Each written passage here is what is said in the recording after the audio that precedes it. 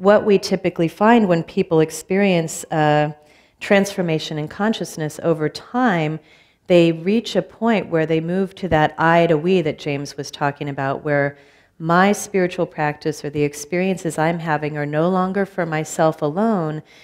In order for me to grow even an inch further, they have to start to include my community, my neighborhood, my city, my state, my nation, and eventually all beings. And so when we move from I to we begin to take actual, active actions that are grounded in compassion. But these can be very tiny and they can be very big. So one person in our studies of over 2,000 people was completely motivated to start a multinational NGO that engaged in microlending and directly helped thousands and thousands of people who don't have the means to change their lives.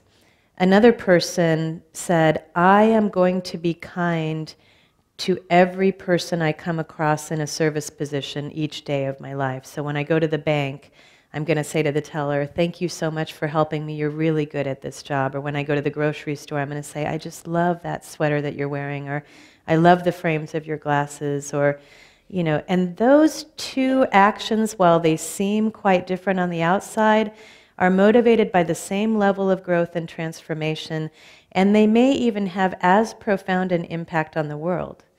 This is kind of an interesting paradoxical concept.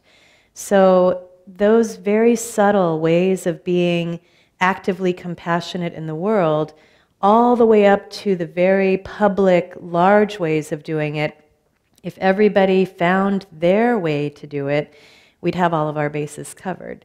So that is one simple practice I do recommend if you were having trouble earlier with James' recommendation of what are you going to do.